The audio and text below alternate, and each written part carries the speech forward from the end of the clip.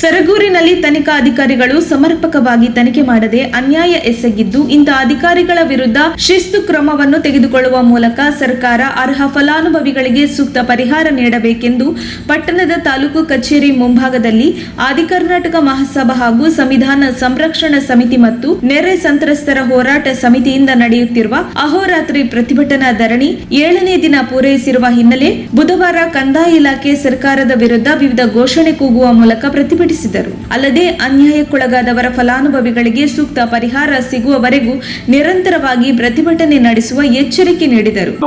ಮನೆಗಳನ್ನ ಕಳ್ಕೊಂಡಿರ್ತಕ್ಕಂಥವ್ರು ಅತಿವೃಷ್ಟಿಯಿಂದ ಈ ಭಾಗದಲ್ಲಿ ಈ ವರ್ಷ ಇಷ್ಟು ವರ್ಷ ಅಲ್ಲ, ಸುಮಾರು 40 ವರ್ಷಗಳಲ್ಲೇ ಕಂಡು ಕೇಳರಿಯದಷ್ಟಂತ ಒಂದು ಮಳೆ ಬಂದು ಈ ವರ್ಷ ನಮ್ಮ ಈ ಭಾಗದಲ್ಲಿ ಮನೆಗಳೆಲ್ಲ ಸುಮಾರು ಮನೆಗಳು ಬಿದ್ದೋಗಿದೆ. ಇನ್ನೂ ಕೂಡ 950ಕ್ಕೂ ಹೆಚ್ಚು ಮನೆಗಳನ್ನ ಪರಿಶೀಲನೆ ಮಾಡಬೇಕಾಗಿದೆ. ಜೊತೆಗೆ ಆನ್ಲೈನಲ್ಲಿ ಏನು ಮನೆಗಳನ್ನ ಆಯ್ಕೆಯಾಗಿದ್ದು ಅವು ಕೂಡ 400ಕ್ಕೂ ಹೆಚ್ಚು ಮನೆಗಳನ್ನ ಕೈ ಬಿಟ್ಟಿದ್ದಾರೆ. ಇದನ್ನ ಕೂಡಲೇ ಜಿಲ್ಲಾಧಿಕಾರಿಗಳಾಗಿರ್ಬೋದು, ತಹಸೀಲ್ದಾರರು ಅದನ್ನ ಪರಿಶೀಲನೆ ಮಾಡಿ ಎಲ್ಲರೂ ಕೂಡ ಮನೆ ಕೊಡಬೇಕು ಅಂತಕ್ಕಂಥದ್ದು ನಮ್ಮ ಎಲ್ಲರ ಒತ್ತಾಯ. ಮತ್ತೊಂದಿಲ್ಲ, ಅದನ್ನ ಮತ್ತೆ ತಾವು ಪರಿಗಣನೆಗೆ ತಗೊಳ್ಬೇಕು. ಇದು ನಮ್ಮ ಡಿಮ್ಯಾಂಡ್. ಆಮೇಲೆ ದಯಮಾಡಿ ಒಂದು ಸೂಕ್ಷ್ಮ ವಿಚಾರ ತಮ್ಮ ಗಮನಕ್ಕೆ ತಿಳಿಸ್ತೀನಿ. ತಮ್ಮ ಗಮನಕ್ಕೆ ಇರ್ಬೋದು, ಕೆಲವರು ಸರ್ವ ತಾಲೂಕಲ್ಲಿ ಅವರೇ ಮನೆನ ಒಡೆದ್ಬಿಟ್ಟು ಪರಿಹಾರ ಕೇಳಿದ್ದಾರೆ ಅನ್ನೋದು ತಮ್ಮ ಗಮನದಲ್ಲಿ ಇರ್ಬೋದು. ಆದ್ರೆ ಆಗಿರ್ಬೋದು, ಅದಾಗಿರ್ಲಿಕ್ಕೆ ಮೂಲ ಕಾರಣ VA, RI ಮತ್ತು ಇಂಜಿನಿಯರ್ ತಹಸೀಲ್ದಾರ್. ಮನೆ ಹೊಡಿದ್ದೇನೆ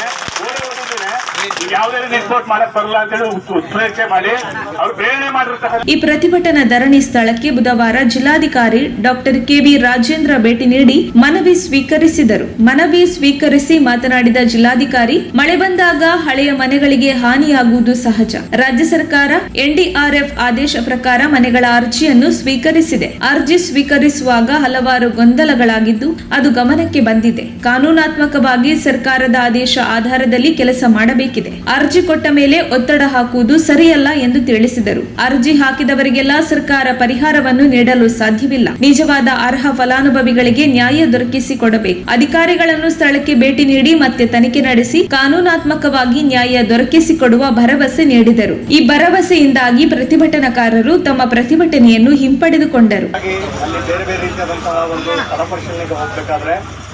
ಬಹಳ ದಿವಸದಿಂದ ಪ್ರತಿಭಟನೆ ಮಾಡ್ತಾ ಇದ್ದೀರಾ ಅಂತ ಅದನ್ನ ಕೇಳ್ಪಟ್ಟು ನಿಮ್ಮನ್ನ ಕೇಳಿದೆ. ಆಕ್ಚುಲಿ ನಾನು ಎಲ್ಲರೂ ಕೂಡ ಮೀಟಿಂಗಿಗೆ ಕರೆಯೋಣ ಅಂತ. ಈಗ ನೋಡಿ, ಯಾವುದನ್ನೇ ಒಂದು ಸರ್ಕಾರದ ವ್ಯವಸ್ಥೆ ಒಳಗಡೆ ನಾನು ಒಂದು ಬೀದಿಯಲ್ಲಿ ನಿಂತ್ಕೊಂಡು ಕೆಲವೊಂದು ವಿಚಾರಗಳನ್ನ ನಾನು ನಿರ್ಣಯ ಮಾಡೋದಕ್ಕಾಗಲ್ಲ. ಆದ್ರೂ ಕೂಡ ನೀವೆಲ್ಲರೂ ಕೂಡ ಕಳೆದ 7 ದಿವಸಗಳಿಂದ ಕಷ್ಟಪಟ್ಟು ಧರಣಿ ಮಾಡ್ತಾ ಇದ್ದೀರಾ ಅನ್ನೋದಕ್ಕೆ ಯೂಶಲಿ ನಾನು ಯಾವುದೇ ಒಂದು ಧರಣಿ ನಡೀತಾ ಇರುವಂತ ಸ್ಥಳಕ್ಕೆ ಹೋಗಲ್ಲ. ಆದ್ರೂ ಹೋಗುವಂತ ದಾರಿಲಿ ಇದ್ದಿದ್ರಿಂದ ನಾನು ನಿಲ್ಲಿಸಿ ಅದನ್ನ ಕೇಳ್ತಾ ಇದ್ದೀನಿ. ಹಾಗಂತ ಇಲ್ಲಿಗೆ ಬಂದಾಗ ನೀವು ನಿಮ್ಮ ಸಮಸ್ಯೆಗಳನ್ನ ಮಾನ್ಯ ಮಾಜಿ ಶಾಸಕರು ಕೂಡ ಹೇಳಿದ್ದಾರೆ, ಬಹಳಷ್ಟು ಪ್ರತಿಭಟನಾ ನಿರತರು ಕೂಡ ನಿಮ್ಮ ಕಷ್ಟಗಳನ್ನ ಹೇಳಿದ್ದೀರಾ. ಪ್ರತಿಯೊಂದು ಸಲನೂ ಕೂಡ ಮಳೆ ಬಂದಾಗ ಮನೆ ಹಾನಿ ಆಗುವಂಥದ್ದು ಸಹಜ. ಅದಕ್ಕೋಸ್ಕರನೇ ರಾಜ್ಯ ಸರ್ಕಾರ ಈ ಒಂದು ಏನು NDRF ಗೈಡ್ಲೈನ್ಸ್ ಇತ್ತು, ಮುಂಚೆ 95,100 ರೂಪಾಯಿ ಇತ್ತು, ಈಗ 1,20,000 ಆಗಿದೆ. ಅದಕ್ಕೆ ಡಿಫರೆನ್ಸ್ ಅಮೌಂಟ್ ಅನ್ನ ಸೇರಿಸಿಕೊಂಡು ಬೇರೆ ಬೇರೆ ಕ್ಯಾಟಗರಿ ಒಳಗಡೆ ದುಡ್ಡನ್ನ ಸರ್ಕಾರ ಕೊಡುತ್ತೆ. ಬಹಳಷ್ಟು ಕಡೆಗಳಿದೆ. ನಾನು ಇನ್ನೂ ಇಲ್ಲೇನಾಗಿದೆ ಅನ್ನೋದ್ರದ್ದು ನಾನು ಅವರ ರಿಪೋರ್ಟ್ ಅನ್ನ ಮೊದಲಿಗೆ ಏನು ಎಂಟ್ರಿ ಮಾಡಿದ್ರು, ಅದಾದ ನಂತರ ವೆರಿಫಿಕೇಶನ್ ಏನ್ ಮಾಡಿದ್ರು, ಯಾರ್ಯಾರು ಬಿಟ್ಟು ಹೋಗಿದ್ದಾರೆ ಅನ್ನೋಂಥ ಕಂಪ್ಲೇಂಟ್ಗಳು ನನಗೆ ಮೈಸೂರಲ್ಲಿದ್ದಾಗ ಅಲ್ಲಿಗೆ ಬಂದಿದೆ. ಈ ವಿಚಾರದಲ್ಲಿ ನಾನು ಬೇರೆ ಇದ್ರೊಳಗಡೆ ಏನಾಗಿರುತ್ತೆ, ನೀವೆಲ್ಲರೂ ಕೂಡ ಕೇಳ್ತಾ ಇರುವಂತ ಪಾಯಿಂಟ್ ಅನ್ನ ಡೆಫಿನೆಟ್ಲಿ ಈಗ ಮಾಜಿ ಶಾಸಕರು ಹೇಳಿದ್ರು, ಸರ್ಕಾರದಲ್ಲಿ 1 ರೂಪಾಯಿಯನ್ನ ಕೆಲಸ ಮಾಡಬೇಕಾದ್ರೂ ಕೂಡ ಅದರದೇ ಆದಂತ ಒಂದು ಇದ್ರೊಳಗಡೆ ಇರುತ್ತೆ. ಯಾವ್ಯಾವ ಅಧಿಕಾರಿಗಳು ಅದನ್ನ ತಪ್ಪು ಮಾಡಿರ್ತಾರೆ ಅದರದ್ದು ಬೇರೆ ಬೇರೆ ವಿಷಯಗಳಲ್ಲಿ ತನಿಖೆ ಮಾಡಿಕೊಂಡು ಸರ್ಕಾರದ ಹಂತದಲ್ಲಿ ಕ್ರಮ ತಗೊಂತಾರೆ.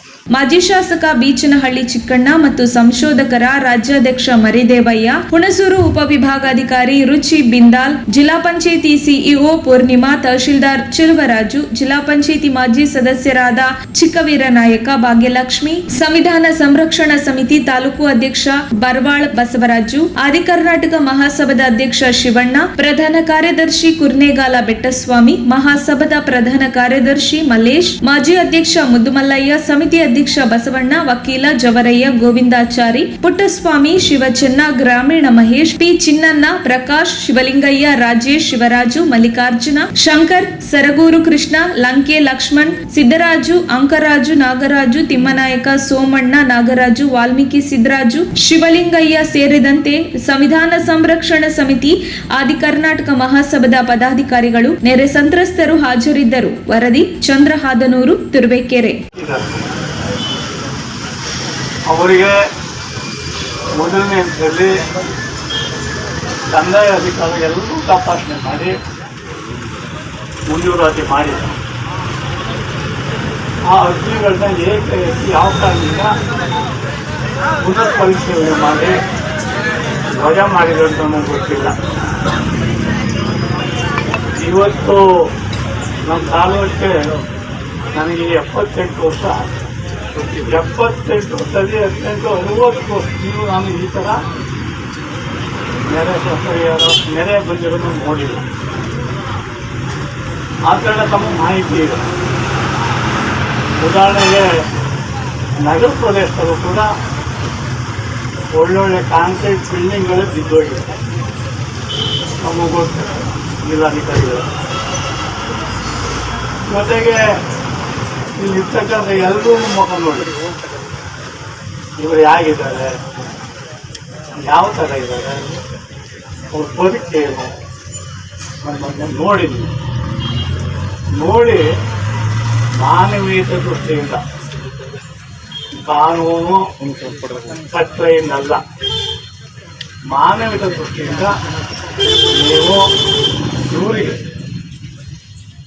ಪುನರ್ ಪರಿಶೀಲಿಸಿ ಅಂತ ನಾವು ಹೇಳಲ್ಲ.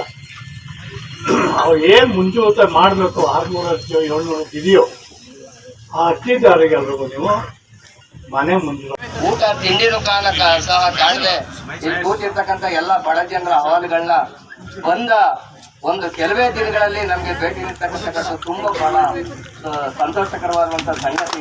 ಅವರು ತುಂಬ ಹೃದಯದ ನನ್ನ ಧನ್ಯವಾದಗಳನ್ನ ನಮ್ಮ ಆದಿಕರ್ನಾಟಕ ಮಹಾಸಭಾ ಮತ್ತು ವಿವಿಧ ಸಂಘಟನೆಗಳು ಸಂವಿಧಾನ ಸಂರಕ್ಷಣೆ ಪರವಾಗಿ ನಾನು ಹಾಗೆ ಈಗಾಗಲೇ ನಮ್ಮ ಹಿರಿಯ ಮಾಜಿ ಶಾಸಕರು ಎಲ್ಲರನ್ನು ಮನವರಿಕೆ ಮಾಡಿದ್ದಾರೆ. ನಮ್ದು ಇಷ್ಟೇ ಏನಂತ ಹೇಳಿದ್ರೆ ಇಲ್ಲಿರ್ತಕ್ಕಂಥ ಎಲ್ಲ ಬಡವರೆಲ್ಲರೂ ಮನೆ ಕಳ್ಕೊಂಡು ಇವತ್ತು ಬೀದಿಪಾಲಾಗಿದ್ದಾರೆ. ಅವರ ಸುಮಾರು ಸಾವಿರಾರು ನೂರಾರು ವರ್ಷಗಳಿಂದ ಬರೀ ಮಣ್ಣುಗೋಡಲ್ಲೇ ಕಾಲ ಕಳ್ಕೊಂಡು ಇವತ್ತು ಬಂದಿದ್ದಾರೆ. ಅದು ಇನ್ನೇನು ಬಿದ್ದೋಗ ಮನೆಗಳಲ್ಲಿ ನೀವು ಸತ್ತ ಮೇಲೆ ಮನೆ ಬಿದ್ದು ಅವ್ರು ಸತ್ತ ಮೇಲೆ ನಿಮ್ಮ ಪರಿಹಾರ ನಮಗೆ ಬೇಕಾಗಿಲ್ಲ. ನಾವು ಬದುಕಬೇಕು, ನಮಗೊಂದು ಒಳೆ ಬೇಕು, ಮನೆ ಬೇಕು, ಸೂರು ಬೇಕು. ಸರ್ಕಾರನೇ ಹೇಳ್ತಾ ಇದ್ದಾರೆ ಶಿಕ್ಷಣ, ಸೂರು ಮತ್ತೆ ಆರೋಗ್ಯ ಇವನ್ನ ಕಾಪಾಡಬೇಕಾದ್ದು ಸರ್ಕಾರದ ಜವಾಬ್ದಾರಿ. ಸಂವಿಧಾನಾತ್ಮಕವಾಗಿ ಬರ್ತಕ್ಕಂಥ ಒಂದು ಮೂಲಭೂತ ಸೌಲಭ್ಯಗಳು ಕೂಡ ಅವು. ಅದರಿಂದ ತಾವೆಲ್ಲರೂ ತಾವು ಇದನ್ನ